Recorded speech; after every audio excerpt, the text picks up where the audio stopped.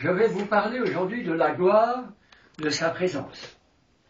Rahab dit, dans l'Ancien Testament, du temps de Josué, elle dit « Notre peuple est terrifié à l'aspect de votre figure. » Qu'y avait-il sur la figure des Hébreux? La gloire. Amen. Apocalypse chapitre 1er, Apocalypse chapitre 19, Ézéchiel 43, verset 13, il est dit la même chose. La voix de Dieu, il est dit dans Ézéchiel, était comme le bruit des grandes eaux. Dans le chapitre 1er de l'Apocalypse, il est dit que la voix de Jésus était comme le bruit des grandes eaux. Et il est dit au chapitre 19 que la voix des hommes qui sont là, dans le ciel, est comme le bruit des grandes eaux. Quel est ce bruit? La même chose est dite de nous autres. Amen. Dans le chapitre 19 de l'Apocalypse. Notre voix répond quoi? La gloire. Amen. Ce bruit des grandes eaux représente la parole. Le mot hébreu, bruit et parole est pareil. Amen. Notre voix répond la gloire. Tout comme la voix de Dieu et de Jésus, elle nous a été donnée pour cela. Amen. D'où vient le Seigneur? De la gloire. Amen. D'où venons-nous? De la gloire.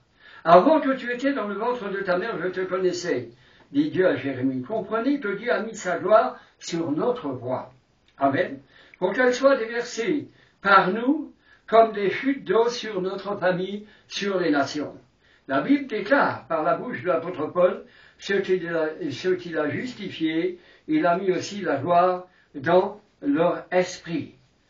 Dieu avait prévu de toute éternité que nous soyons des vecteurs, et des porteurs de sa gloire.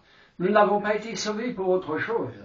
C'était ça avant que le péché apparaisse, c'est ça le plan de Dieu, que nous supportions sa gloire. La voix ne nous a pas été donnée pour dire des bêtises. La voix ne nous a pas été donnée pour autre chose que de porter sa gloire. Chaque fois que nous parlons, la gloire va sortir, la présence va sortir. Avant de connaître le Seigneur, notre voix a déversé pendant des années, hélas, des tonnes de médisance, de colère, de jalousie. Aujourd'hui, Dieu veut que notre voix déverse sa gloire sur les nations. Mais le problème est comment d'abord? Il vous faut savoir qu'il existe trois domaines. Le domaine de la foi, on en aura toujours besoin. Deuxièmement, le domaine de la louange. Troisièmement, le domaine de l'adoration. Et là, nous voyons le Seigneur. Où est la gloire? Où est la gloire? Elle est dans notre esprit. Comment sort-elle? Par notre bouche. Ou sur notre figure, ça peut être aussi sur nos vêtements. Amen. Vous ne pouvez pas entrer dans le domaine de sa gloire, c'est-à-dire de sa présence, avec des prières. Certes, il faut prier. Mais Dieu dit entrer dans ses parvis avec des louanges. C'est donc par là qu'il faut commencer. Ensuite, au bout d'un moment de louange, vous sentez qu'il vous faut maintenant chanter. Chantez doucement. Dieu vous donne l'adoration. On ne peut pas dire nous allons adorer. Il faut attendre que Dieu nous donne l'adoration. Vous n'êtes pas dans sa présence que lorsqu'il vous donne l'adoration. Amen. La louange fondue dans l'adoration et l'adoration dans la gloire. Certes, Dieu est partout. Amen. Partout, mais pas de la même façon à la fois. On le loue et là, il y a la présence concentrée, là où on le loue, la cabote en hébreu. Que se passe-t-il quand vous louez? Dieu aspire votre prière et il expire sur vous en gloire. Paul dit, il faut que ce corps mortel revête l'incorruptibilité, c'est-à-dire la gloire. Il n'a pas dit, il vous faudra, après votre mort, manifester la gloire. C'est au présent, c'est aujourd'hui. Et alors, je voudrais vous donner le moyen pour finir. Amen. Romains chapitre 8, verset 31 dit ceci. Ceux qu'il a justifiés, il les a aussi glorifiés. Ça veut dire que ceux qu'il a déclarés justes, il a mis aussi la gloire dans leur esprit. C'est ce qui nous est arrivé. Où est la gloire? Dans votre esprit.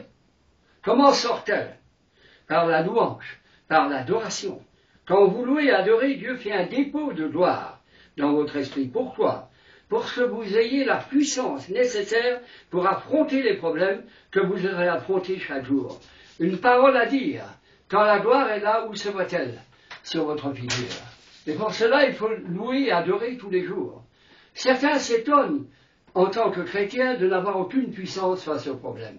Mais la question est, louez-vous Dieu tous les jours? Jusqu'à que, pour lui permettre de faire un dépôt de gloire dans votre esprit, afin que vous puissiez affronter les problèmes. et donner une réponse aux désespérés.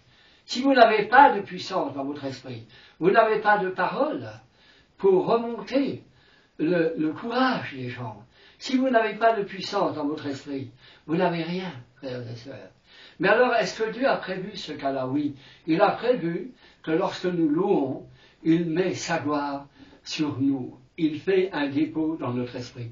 Et c'est à cause de ce dépôt que nous pouvons être victorieux et rester victorieux. C'est à cause de ce dépôt de gloire que nous pouvons prendre ce qui nous est nécessaire, des choses auxquelles on ne pourrait pas croire.